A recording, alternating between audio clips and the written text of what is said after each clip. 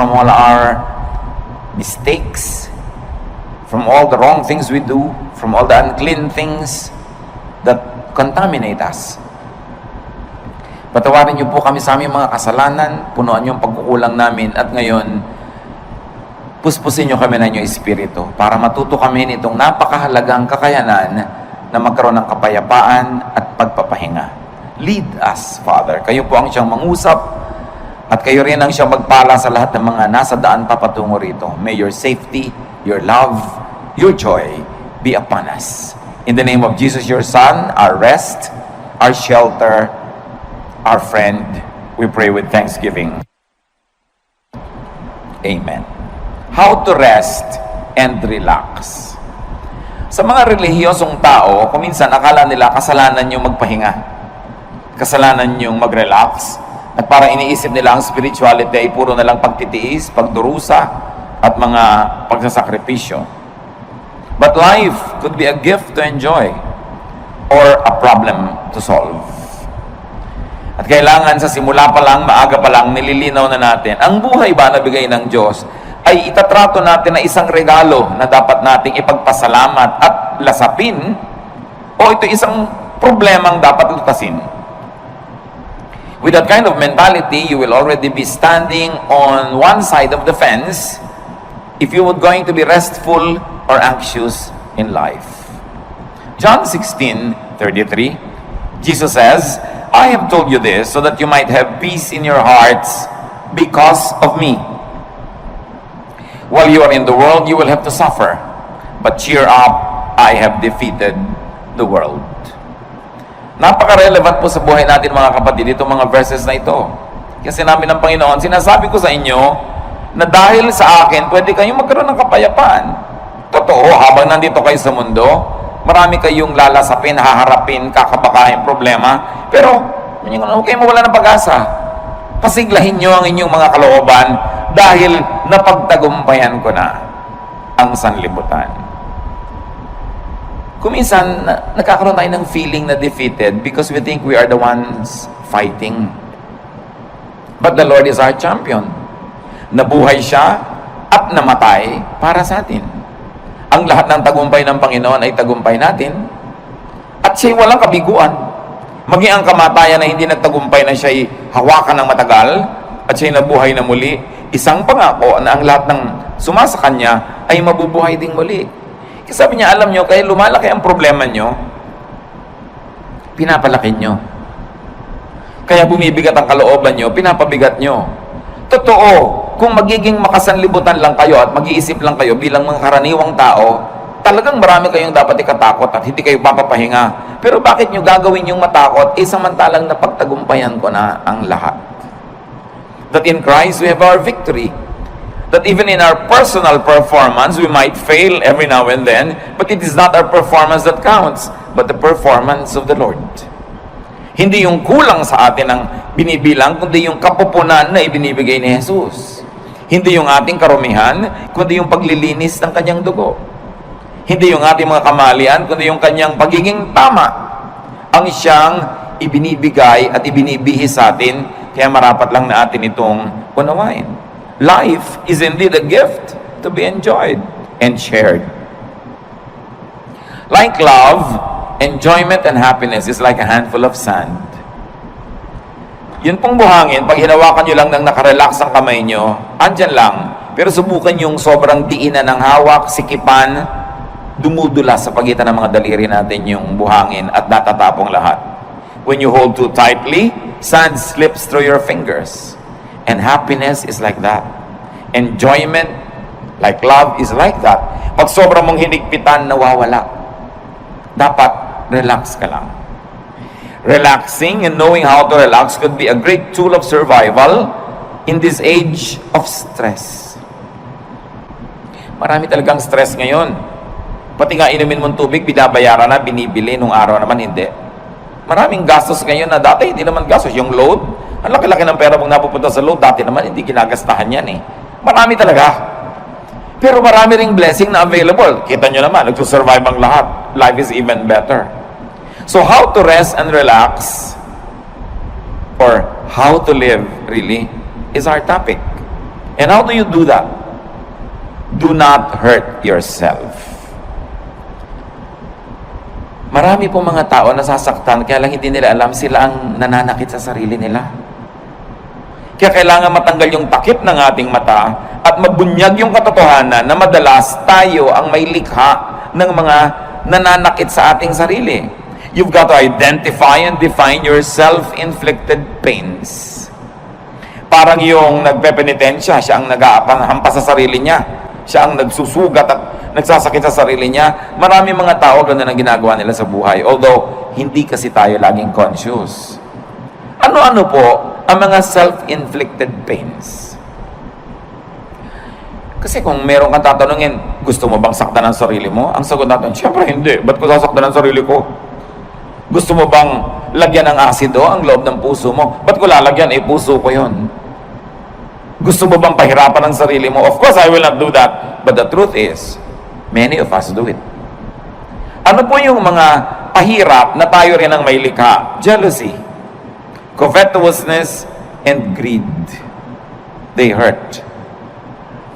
Napakalaki ng sugat, hirap, pasanin na ibinibigay sa atin kung tayo ay nagsating tumalino siya o dahil gusto lang nating matalo niya yung isang kakompetensya sa grade. Bakit kailangan ang laki-laki ng TV mo? Ang liit ng bahay, lampas na yung TV sa dingding, nakikita na ng kapitbahay yung gilid. Bakit kailangan? Kasi malaki yung TV ni Kumare. Bakit kailangan mas malaki ang hikaw mo? Dahil ba talagang yung tenga mo, kailangan niyang paglambitin na ng mga mabibigat na hikaw? O mayroon kang kakompetensya. Bakit kailangan mas maliit ang baywang mo? Marami tayong ginagawa mga kapatid, pahirap sa sarili just because we're competing with other people. So sabi ni Solomon, vanity, meaningless. Isang pagpapahirap sa sarili na hindi kailangan. Isa pa bang pagpapahirap natin, fatigue. Fatigue hurts. Too much work is painful. Ang dami mga tao sobrang magtrabaho tapos ang konti lang naman ang nabe-benefit nila doon sa tinatrabaho nila. At the end of the day, sila yung lugi. Sinong nakinabang? Ang mga kamag-anak nilang batugan. Mga kamag-anak nilang tamad. Hindi nag-iisip, saan kaya ako kukuha ng ganitong gagastusin? Ano kayang gagawin ko? Pero at the end of the day, nagkakaroon din dahil kahit nagger ka, kahit nagagalit ka, bibigyan mo rin. So ikaw si lugi. Kaya lugi sa buhay yung mga OC, yung mga obsessive-compulsive, linis ka ng linis, kasi iba dumi ng dumi. Hindi ko alam hanggang ngayon, hindi pa po ako decided kung tatawagin kong blessing yung mga taong walang pake. Yung may baha, walang pake. Tulog. Yung bukas may gastusan, walang pake. Pero at the end of the day, nabuhay din sila ng 70, 80 years old, masaya pa sila kasi ikaw worry ka ng worry, isip ka ng isip. At ang nangyayari tuloy, dahil mahilig ka mag-isip, ikaw tuloy ang sasagot sa mga gastusin niya. Kasi ikaw yung responsible. But is that the way to live? Do you want to be like that? You've got to let go of some things. Going against your conscience for the sake of gain hurts. Gaano karami mga kapatid ang ginagawa natin na labag sa ating budi? Siro, ginagawa mo para lumaki ang iyong kita, o para mapalapit ka sa isang taong pinupuri mo ang totoo, nandidiri ka sa kanya. Ginagawa mo, pero naiinis ka sa sarili mo at ginagawa mo yun. So, ba't mo ginagawa? Yung bang gain na mapapala mo doon is more than the loss. Pag kinumpare mo yung napala mo at yung lugi mo, na nahirapan ang iyong loob, napagod ang loob mo, nakakasira ng kalusugan. Nakakasira ng sarili. Ano pa po ang mga pahirap natin sa sarili na hindi natin na-realize? Strained personal relations. They hurt. Tuwing meron tayong kaaway, kagalit, and we maintain this kagalitan, hirap tayo. Dahil kahit matigas ang loob mo, kahit ka pa nagtatapang-tapangan, aminin mo, mas gusto mo naman friendly yung atmosphere. Mas gusto mo naman na kabati mo yung kagalit mo ngayon. Mas gusto mo naman na love ka niya kaysa hate. Kahit nagpapretend ka pa that you don't care, you care. Why? Because the Spirit of God lives in us. And that Spirit is hurt whenever things are wrong. Kung ang mga relasyon natin sa ating kapwa ay pangit, kaya kami mga tao nagpapagamot, laging masakit ang ulo, laging masakit ang likod, laging masakit ang ganito. Tanong mo, marami ka bang kaaway na kamag-anak, kaibigan? No po. Hindi mo kailangan ng gamot. Makipagkasundo ka lang, baguhin mo ugali mo, gagaling ka. Kaya kami sakit, kahit inumin mo lahat ng 1 gram ng mga gamot, kung lagi kang nakikipag-away, lagi kang may kaaway, may gusto kang sugurin, defensive ka dahil may sumusugod sa'yo, magkakasakit ka. Kaya ang Panginoon nagtuturo, forgive, make peace. Sa palagay niyo, nagtuturo siya para tayo lugihin? No. Nagtuturo siya ng ganoon kasi alam niya, when you forgive, you relax. When you make peace, you relax. And when you relax, you will get well, even if you're sick. Or you will not get sick. And then it's to your advantage. Lahat ng turo ng Panginoon, hindi para tayo madehado. Doon tayo panalo. Ang tulo ni Satanas, yun ang mahirap. Yung dapat ikaw ang panalo. Talunin mo siya. Dapat mas mataas ang score mo. Dapat mas mayabang ka sa kanya. Dapat mas malakas ka. Hindi ka mapapahinga. Pag lagi ka nakikipag-compete. And these are usually the burdens of and deception in highly professional vocations or in competitive endeavors. Yun ang pinag-usapan natin. Kaya nga kuminsan meron tayong kapatid o pinsan na masyadong baliwala, yung sobrang bahala na, sobrang hindi siya nag-aalala. Ang totoo, mas minsan humahaba pa yung buhay niya kaysa sa'yo. Siyempre, ayaw naman natin maging ganon. Pero meron tayo kahit konting dapat matutunan doon sa mga taong marunong magsawalang bahala paminsan-minsan. Kasi pwede mong punuin ang buhay mo ng puro takot. Pero anong mapapala mo? Obserbahan nyo sa aeroplano, pag magte-take off, iba-iba reaksyon. Meron talagang yung naninigas ang panga, nananalangin ng hindi matapos-tapos. Minsan magdalangin ka ng 1 beses, tapos tama na. Ba't walang patid? Para ka nalang laging natatakot, nagtitake konting tagtag ng aeroplano, takot at takot. Meron naman, kain ng kain, may natutulog. So, pare-pareho rin yung darating. Kung 1 oras kayo sa loob ng aeroplano, o 5 oras, o siyam, pare-pareho rin naman kayong lalabas sa aeroplano na yung pag nag-landing, pero ikaw hindi ka nag-enjoy kung warrior ka. Because it's in your mind. Kaya nga po sabi ko doon sa mga laging natatakot, to myself included sometimes, when you get tempted to be afraid, may kilala ka na ba? Personal na kilala mo na namatay dahil sa plane crash? Wala pa akong natatawang na yes ang sagot. May kilala ka nang namatay dahil nabundol ang tricycle? Meron. Meron kilala ka nang namatay na nasa kama lang, binangungot, namatay? Meron. May kilala ka nasa ospital, naliligid ng mga doktor, namatay? Marami. Eh yung pala, mas marami doon, di mas matakot ka matulog. Mas matakot ka maglakad sa kalye, but pagsasakay ka, takot na takot ka because you're psyched yourself up to be afraid, while flying is the safest way to travel. So it's all in your mind. Ba't mo papahirapan na yung sarili? Kung pwede ka naman mag-relax. And besides, kahit mag-worry ka, makokontrol mo ba yung hangin, yung aeroplano? No. So meron tayo dapat na punto na pwede tayong magsawalang bahala. Total, wala ka rin naman magagawa kahit sikapin mo na bahalain mo yun, hindi rin pwede. Worry hurts. When you worry so much. So do not worry. Do not play God. Ano po ang kinalaman, mga kapatid, ng worrying and playing God? Making things work is God's role. Yung hindi mo control, katulad doon, lumilipad ka na, hindi mo control yan eh. So hayaan mong God ang mag-isip doon. Colossians 1:17, God's Son was before all else, and by Him, everything is held together. Sa pamamagitan ng Diyos Anak, ang lahat ng bagay ay nagkakakapit-kapit, nagkakalakip-lakip, umaandar ang mundo, umaandar ang sinukob, umaandar ang creation dahil sa Diyos Anak. Hindi dahil sa iyo. So kung meron dapat mag-worry how to make things work, siya, hindi ikaw. Ang dapat mo lamang gawin, yung papel mo. So kung engineer ka, i-check mo kung maganda ang makina ng mga aeroplanong chine-check mo. Kung ikaw ay may papel, gawin mo yon, at pagkagawa mo nun, leave the rest up to God. Kaya mahalaga, ginagawa mo lang yung papel mo. Sabi nga ng Desiderata, the universe is unfolding as it should. Sisikat ang araw bukas, tulungan mo man o hindi. At lulubog yun bukas ng gabi, pigilin mo man. Aandar ang lahat. Mag-global warming kung kailangan mag-global warming. magkakaroon ng bagyo at aalis din ang bagyo. Babaha at huhupa ang baha. Lahat pa ulit-ulit lang na mangyayari. Hindi mo yung problema kasi hindi ka ang Diyos. Ang problemahin mo lang yung munting daigdig where you move, where you can make a difference, and then leave the rest up to God. Sabi ng Jurassic Park, life finds a way. Mga magulang, nag-aalala tayo, naku, yung anak ko aaten ng picnic, baka mahulog. Mangangunyapit yun. At pag nahulog na yun, aahon uli yun kung saan man siya nahulog. Baka siya malunod, lalago yung pilit. No? Gagawa siya ng paraan because life finds a way. Minsan ang takot ng mga magulang, mamatay siya ng hindi pa matatanda yung mga bata dahil hindi maaalagaan. Aalagaan din nila ang sarili nila. Kahit hindi mo alagaan yung mga batang yan, nakadikta sa kanilang kalikasan, aalagaan nila ang sarili nila. Pag may nahipo silang mainit na plancha, siyempre kahit hindi mo sabihin, tatanggalin nila yung kamay nila.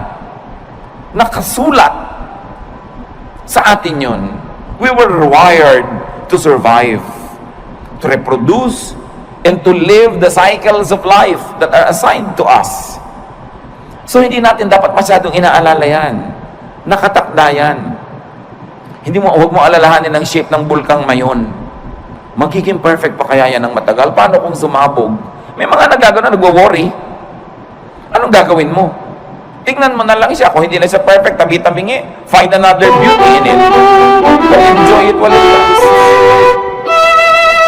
Maybe you have a provider complex, or a protector complex, or a teacher complex, but do it only up to a point. Do not overdo being a provider. Because even if you don't provide for your loved ones, they will find a way to continue living. Even if you don't protect them all the time, God designed them to protect themselves. You don't always have to be the teacher. You don't always have to be the moralizer, the one who says the right thing. Because they will also hear it from other sources, aside from they will hear it from their conscience. So don't play God, that's what we mean. Iinom ka ng gamot, inumin mo, manalangin ka, and let it go. Huwag mong alalahanin. Huwag mong buksan yung mga benda ng sugat mo para tingnan mo kung nagigilom na yung sugat mo. Dahil lalo na namang mabugbulat-lat, dudugo lang. Let it heal by itself. Just do your part. It's important because when you over-worry, you get too tired and fatigue hurts. Pag pagod ang tao, bumababa ang immune system. Madali kang magkasipon, madali kang magkaroon ng mga sakit pag pagod ka kasi bumababa yung panglaban ng katawan mo sa mga invaders. Kaya dapat nagpapahinga. Observe design and load limits. You have to rest. Sa mga may mga bayani complex, rest. More work sometimes means more income, but often it means less happiness. More income doesn't always mean more happiness. Maybe more pleasure for the people who depend on you, but not necessarily for you. At meron kang tungkulin sa iyong sarili. Bago pa man ang tungkulin mo kahit kanino, kailangang buhayin mo ang sarili mo, pasayahin mo ang sarili mo, ipahinga mo ang sarili mo, at huwag mong payagan kahit yung mga minamahal mo, napatayin ka, sipsipin ang dugo mo, istrohin ang dugo mo, nag-e-enjoy sila, tapos ikaw yung nangangalirang at natutuyo. You have a duty to yourself. Life is a primary duty of life. At paglabag sa utos at kalooban ng Diyos na nagbigay sa ng buhay, napabayaan mo ang buhay mo. Kahit pa nga yung pagpapabaya mo, pagdugtong sa kaligayahan ng iba. Kahit sa airlines, makikita nyo dun sa kanilang mga anunsyo ng kaligtasan, pag nawala ng oxygen sa cabin, may malalaglag ng mga oxygen mask, anong gagawin mo? Una mong lagyan ng sarili mo. At pag nakakahinga ka na ng tama, at saka mo tulungan yung bata o yung matanda o sino man, you have a duty to yourself. And it's not selfishness. You were wired and created by God to protect the life that was assigned to you to protect. Yung ibang tao, ipoprotect nilang life nila. Sometimes we are overprotective But they will protect themselves because they too were wired to protect themselves. So do not overwork yourself. Rest from overwork. Learn appropriate contentment with what you make. Yung mga iba, lalo mga professionals, may kasabihan nga ngayon, dahil alam nyo sa Korea, South Korea, sobrang modernization at sobrang materialism tuloy dahil doon, dahil puro pera, may kasabihan ngayon doon, A Korean man gets stomachache when his cousin builds a new house. Dahil naiinggit siya, bakit may bago siyang bahay? Anong problema ko? Ba't di ako nakakapagpagawa? So papagawa din siya. The competitiveness is too much. That's why one of the highest rates of suicide dyan. Dahil sa competitiveness. 1 Timothy 6:6-7. And religion does make your life rich by making you content with what you have. We didn't bring anything into this world, and we don't take anything with us when we leave. Sabi dapat kontento ka kung anong meron ka. Hindi sinabi na kung ano na lang nandyan pwede na. Kasi itinuro, 6 days you shall work, and on the 7th you will rest. So it follows that you will really achieve, that you will acquire, that you will amass, and you will have. But the point is, be contented with what you naturally have. So kung ito pa lang yung kinikita mo ngayon, ginagawa mo naman yung best mo, huwag mo i-compare sa kita ng iba to the point that you will kill yourself trying to beat that other person and trying to make more.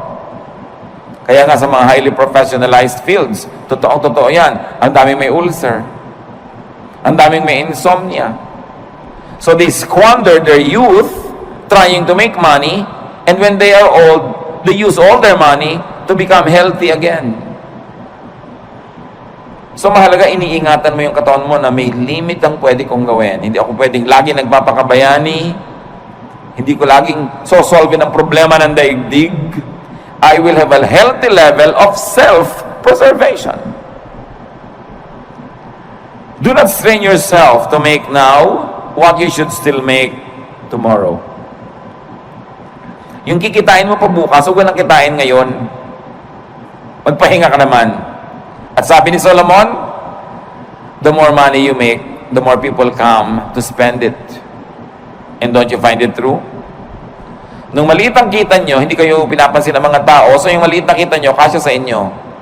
Nung lumaki-laki, biglang naalala na ngayon ng nanay mo na malaki yung kita mo, naalala ng kapatid mo, naalala ng pinsan mo, heto na ngayon nakadaing sa'yo, nakahingi. Lumaki palalo ang kita mo, pati mga pinsan mo ngayon nagdadatingan na para makihalo at makikuha sa mga kinikita mo. So ikaw ang mag-isang nahihirapan, nagdurusa, yung iba ibinebenta ang kaluluwa, ginagasgas ang muka, sinasaktan ang sarili para kumita, tapos ang daming humuhot-hot. Do you like that? Pag marami kang kinikita, maraming makikiparte. Dadaming kamag-anak mo, maraming tutuntun sa'yo. Hindi naman masama maging matulungin tayo. But making more money at the expense of your health and peace does not always benefit you. Probably it benefits other people. And this is not what you want to happen in your life.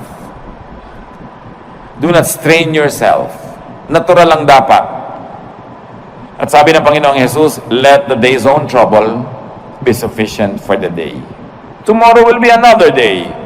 Another problem with a solution. Do not try to solve the problems of tomorrow with today's solution, because today's solution is only for today's problem. Parang yun ding pera mo, for today lang yun, so spend it. Paano bukas? Tomorrow you will earn again, and you will spend for tomorrow. But when you spend your income now for what you will still have to spend on today and tomorrow, kulang. Kaya dapat, hindi rin natin pina-pass forward ang expense. Don't spend more than what you earn. And you should be responsible in handling your money. Kasi para hindi ka ma-stress at para hindi ma-stress ang mga mahal mo sa buhay. Kasi kung minsan sobrang kang relaxed, kaya namang pala nagkakaganon, ang sobrang nahihirapan yung kasambahay mo. Magkakapera ka, gagastahin mo sa walang kwenta. Pagdating ng bill ng kuryente, ng tubig, itong kasambahay mo nagbabayad. So, ang pinag-uusapan natin mga kapatid is how to rest and also how to let your loved ones rest. And that happens only when you are responsible. So, responsible enough tayo. Do not be overly competitive, but don't also be overly sacrificing for others. Yung sobrang pagsasakripisyo para sa kapwa, hindi yan turo ni Jesus. Turo lang yan ang simbahan kumisan. Mark 6:31, a very interesting episode in the Lord's ministry. But so many people were coming and going that Jesus and the apostles did not even have a chance to eat. Then Jesus said, Let's go to a place where we can be alone and get some rest. Sasabihin ba, very un-Jesus yata? Ang daming tao na kailangan pakainin. Ang daming taong kailangan pagalingin. Kailangan ipanalangin. Kailangan i-counsel. Kailangan turuan. Kailangan palayasan ng mga espiritong nakatira sa kanila. Pero pagod na sila. Ano sabi ni Lord? Shh, halik kayo. Tahimik tayo mawala dito. Iwan natin ang mga taong yan. Pumunta tayo sa isang lugar na tahimik na hindi na tayo masusundan. Magpahinga tayo at kumain doon. Do you do that? Mga kapatid, kung minsan, sobra kayong palatulong sa inyong mga kamag-anak at yung asawa niyo naman cooperative, pero sinasabi niyo po kung minsan sa asawa mo, huwag muna nating isipin yung mga kapatid mo at kapatid ko, tayo muna magbakasyon. Dapat ganun. Hindi puro sakripisyo. Yung nakatira ka sa isang bahay na ang ingay-ingay, nakakatulig kahit sa katumingin na yung mukha, siksikan, hindi mo ba sabihin sa asawa mong, minsan, mag-motel naman tayong dalawa, honey, para tayong dalawa lang, makapag-salarinan. Dapat mong ginagawa yun. Jesus showed us the way. Don't kill yourself giving to others. You've got to give yourself time and space to enjoy the blessings of God, even though sometimes lang, once in a while, but you have to do it. Why? Because you cannot give what you do not have. Pag lagi ka ng aburido, wala ka rin naman maibibigay. Kung minsan pera lang, pero may kasama pang bunganga. Kasi aburido ka. Minsan nagbabantay ka nga sa pasyente, pero kulang na lang, hulog mo siya sa kama. Kulang na lang, hagisan mo ng juice niya. Kasi pagod ka nakababantay. So pwede mo sabihin, mga kapatid, kayo naman magbantay sa nanay. Pagod na ako, mainit na yung ulo ko pati sa kanya. Why? Because we have limits. So huwag nating sobrang pagodin din ang kapwa natin. Sa mga families, kumisan unfair eh. Yung nag-aalaga sa magulang, yung isa lang napa-assign, dapat take turns. Para fresh ka. Kung may mga hirap, kailangan you take turns facing the difficulty, hindi lang isa yung naka-assign. Observe your limits and observe your Sabbath. Yan, Panginoon, sabi niya, iwan muna natin sila. Kahit mamatay tayo dito katutulong, hindi pa sila mauubos. So, kailangan magpahinga rin tayo. Dahil, habang mahal ni Jesus yung mga taong tinutulungan, mahal din niya yung mga manggagawa na kasangkapan para tulungan ang mga yon. So huwag niyong aalaw yung sarili niyo na maging manggagawa lang o ang mahal niyo sa buhay na nagko-cooperate kayo na lang tapos puro benefit ng iba. You have to learn to set time and space for your own enjoyment. Every day, every week, every month is long enough for you to have that private, pleasurable moment. We all need that to keep our sanity. Para hindi ka mabaliw. Kaya yung nasosobrahan, hindi ba, kinakausap na ang butike, nakikipag-chess na sa anino, at nakikipagtalo kung sinong nanalo. Why? Wala man lang pahinga. Walang relaxation. Another self-inflicted pain is anger. Anger hurts. Gaano karaming kalusugan natin nasisira dahil nagalit tayo o nananatili tayong galit. Tuwing galit ka, nagdurusa ang iyong katawan. So, ang totoo nun, ikaw nagpaparusa sa sarili mo. Kaya yung magagalitin, mga kapatid, huwag na kayo makipag-away. Yun lang sila nagagalit sa inyo. Yun na ang parusa sa kanila. Kasi napakalaking parusa sa katawan, sa isip, sa emosyon na magalit. So, contain or avoid anger. And once more, don't play God. Why do I say that? Because anger is the prerogative of the perfect. Dapat yung perfect lang nagagalit. Yung author ng perfect moral law, pag na-break yun, dapat siya magalit. Siya yung author eh, siya yung Diyos. Yung author ng natural law, siya dapat magalit when it's broken. Pero tayo, hindi naman author eh. Nakikibasa lang tayo. You are not perfect. You are not the author of morality or life. You are just a fellow creature, a fellow beneficiary and traveler, a fellow seeker, in fact, a fellow sinner. Kaya wala kang karapatang magalit. Isipin niyo mga kapatid, ano mga kinakagalit nyo? Kayo ba, Diyos? Ano mga kinakagalit natin? Perfect ba tayo? So may imperfection yung tao, pero perfect ka ba? Besides, you were not designed to be angry. Nung nilikha tayo ng Diyos, hindi niya tayo dinesign na magalit. Kaya pag nagagalit tayo, we go out of the design, we destroy the intentions of the manufacturer, and at the end of the day, we destroy ourselves. Hindi bagay sa atin magalit, hindi tayo dapat nagagalit.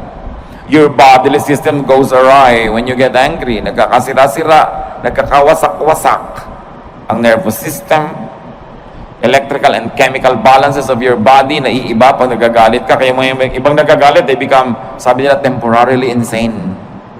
Nakakapatay. Traffic altercation, nakakabaril ka ng kapwa, tapos makukulong ka forever. Dahil lang nagalit ka. That's why galit should be controlled. And your bodily system, including your soul, gets damaged when you stay angry. So dapat hindi magalit, at tapos kung nagalit na, dapat hindi tagalan. Kaya ang sabi sa Bible, do not go to bed while you're still angry. Do not let the sun go down on your anger, which means, huwag mong patagalin yan. Pero yung merong nagdaramdam sa inyo, 7 taon na, gusto nyo bang tumapak kayo sa tamtax at huwag nyo alisin sa talampakan nyo ng 7 taon? Ito yung naglalakad kayo, kumikirot, dumabaon, nagnanana. Higit pa ron pag meron kayong galit na kinikimkim sa puso. Dahil hindi lang talampakan na naapektuhan na inyong puso, ang inyong isip, ang inyong emosyon, relasyon sa kapwa, relasyon sa Diyos, kalusugan. It is foolish to remain angry. So, don't remain angry dahil kayo banal. Pero kung hindi kayo banal, at least be intelligent. Still don't be angry. Because it's not good for you. Huwag kayong magkimkim ng mga sama ng loob. Ibulalas nyo kung kailangan ibulalas, o ipatawad nyo na lang, pero huwag nyong kimkimin. Huwag nyong kimkimin. Nararanasan nyo na ba na mapapadighay kayo, hindi nyo maidighay-dighay? Di ba ang hirap kimkimin? Subukan nyo magkimkim ng sinok. Ang hirap. At yung mga kinikimkim pa natin, mga kung ano mga sama ng loob, may LBM kayo, kinikimkim nyo, ayaw nyo ilabas, ano mangyayari sa inyo? Di ba alam nyo mangyayari sa inyo? Masahol pa ron ang galit. But Satan is so deceptive that we don't realize that simple anger is destroying us. Pag nakita mo yung tao, tumataas ang presyon mo. Pag naalala mo siya, nawawalan ka ng ganang kumain. Baka maging violente ka pa. Lugi ka. So rest and relax. Rest your body, your senses with pleasure and beauty. Kaya kailangan natin ng kagandahan. Kailangan natin ng kasiyahan. Observe the human body. It's really a fun machine. Pag tinignan mo ang bawat bahagi ng iyong katawan, it's a fun machine. It was designed for sensual experience, which religion demonizes, but the law of nature is the purest law of God. So ginawa kanya ang body mo na may mga kiliti, may mga saya. Bakit pagka inom ka, mayroon pang masarap na temperature? Pagkakakain ka, may masarap na lasa? May tamang alat, tamang asim? Bakit pag may tinitingnan ka, dapat maganda yung shape, tama yung kulay?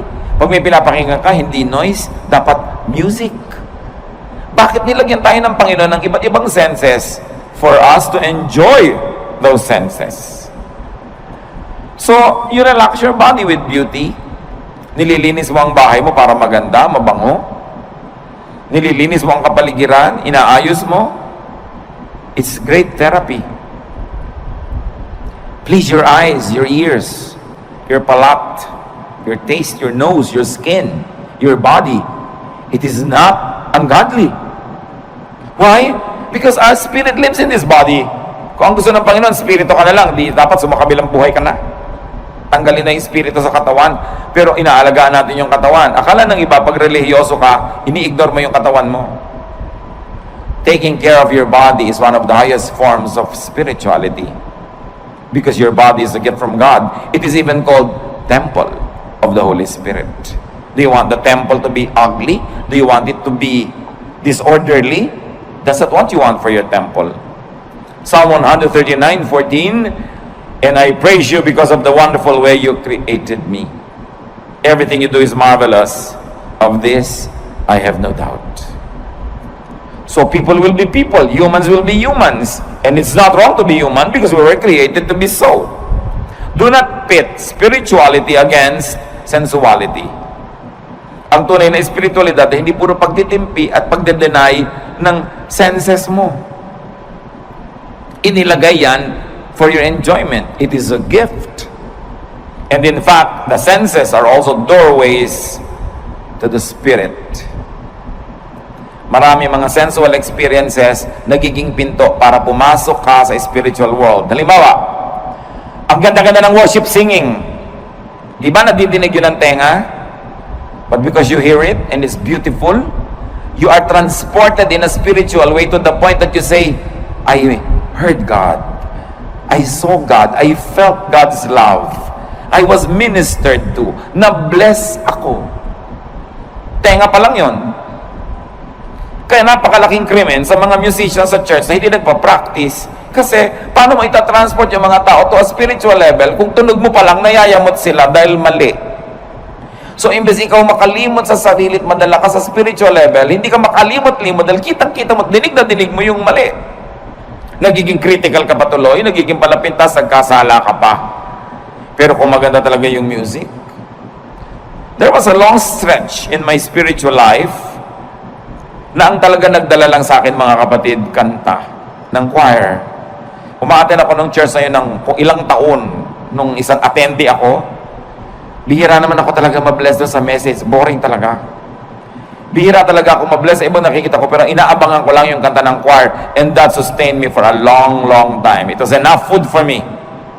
But can you imagine kung maganda na yung kanta ng choir, maganda pa yung message, mabait pa yung kapatiran, mabango pa yung church, maayos pa lahat? Grabing, maraming pinapasukan sa senses natin yung blessing ng Diyos. Kaya hindi ba may aromatherapy? Pagpupunta ka sa mga spa, ano pong gusto nyo? Yung nakakapagpahinga, yung nakakagising, yung nakakatulog, kung ano-anong maipapaamoy sa'yo, pipili ka ng scent. Because through the nose, the spiritual world becomes real. Kaya kung nakatira ka sa mga lugar na ang baho-baho ng paligid, di ba away ng away ang mga tao doon? Kasi pag amoy mo, nasa utak mo na agad yung baho.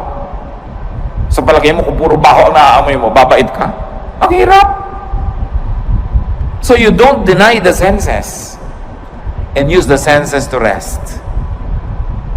So kung makikinig ka ng magandang music, may naaamoy kang mabango, may nakain kang masarap, kahit hindi mahal, mapapahinga ang katawan mo. At yung pahinga na katawan, tinatahanan nyo ng espiritong payapa. Kahit gaano kataas ang espiritu mo, kung nasan yung katawan mo, dun yun pupunta. So kung ang baba-baba ng level sa espiritu, your body, after all, is a temple of the Holy Spirit. Ecclesiastes 8:15. So I think we should get as much out of life as we possibly can. There is nothing better than to enjoy our food and drink and to have a good time. Then we can make it through this troublesome life that God has given us here on earth. Ano sinasabi ni Solomon na pinakamatalinong tao sa lahat? You must get the most out of life. You must get the most pleasure. You must get the most fruits. Eat the best when you can. Listen to the best. Have the best. Sabi niya, there is nothing better than to enjoy good food, a good drink, a good time. Why? Because life has a lot of troubles. It had a lot of troubles, it's having a lot of troubles, and it will present a lot of troubles. Iba na yung pinatatag ka na ng napakaraming magagandang karanasan, pampatibay sa'yo, pagka ikaw ngayon ay pinupukol, binabato, itinutulak, ginigiba ng mga pangit na karanasan, meron kang pagkukunan sa iyong alaala ng mga masasarap na mga kanaalaala, payapang mga moments in your life, and it will strengthen you.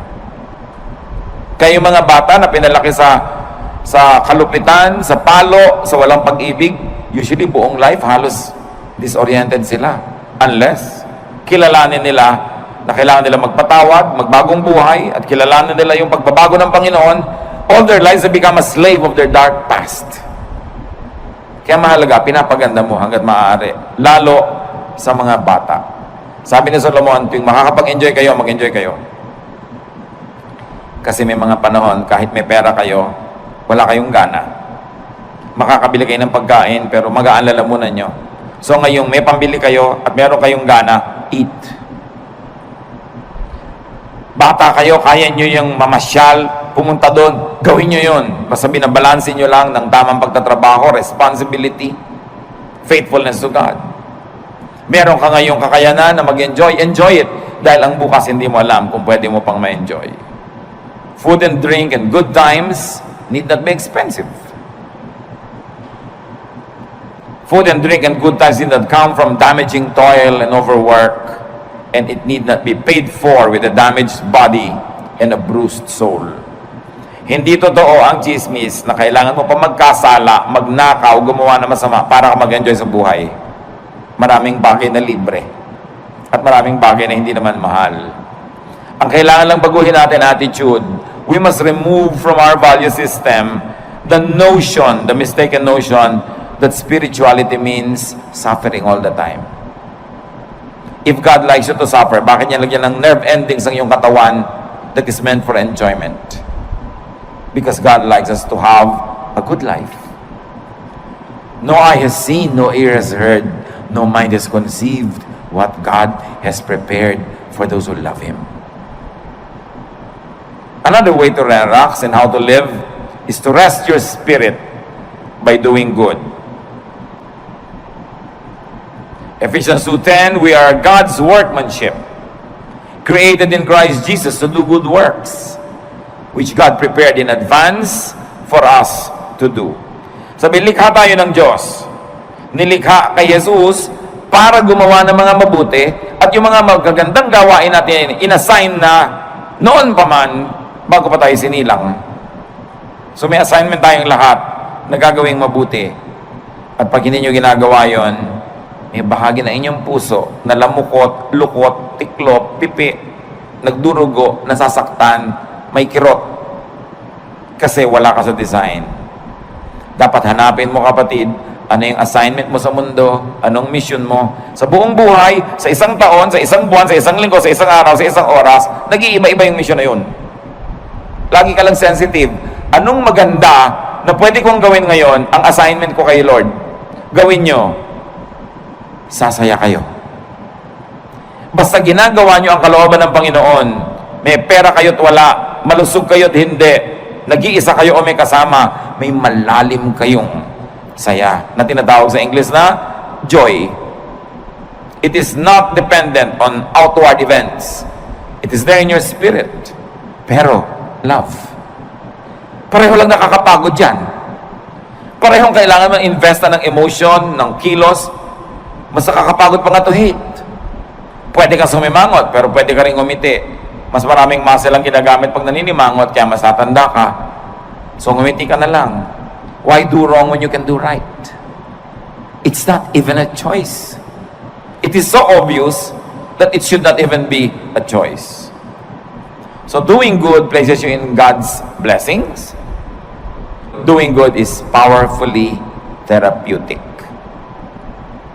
Kapag dumarating yung panahon, mga kapatid, na naiinip kayo, nalulungkot, nababagapag, na-stress, kaka-nervous breakdown, nagkakaroon ng panic attack, do good. Therapy yun. Kesa mag-book mo kayo sa bahay, mainip, maghanap kayo ng magagawa para sa kapwa na mabuti. At sa pagbuhat nyo ng mga bigatin ng buhay nila, nakalipas ang maghapon, hindi nyo napansin, pati yung sarili nyong bigatin, nailampas na rin, naitawid. Always do good. So rest and relax. Ecclesiastes says there is a time for everything. Work correctly, rest correctly, plant and harvest what you plant, and enjoy the harvest and share the harvest with people. In being kind, don't be unkind to yourself. Allow and let and help others rest and relax. Huwag nyo lang po i-apply sa sarili nyo yon. Dapat din kung may duty ka, gawin mo yung duty mo para yung kapwa mo makapag-relax din.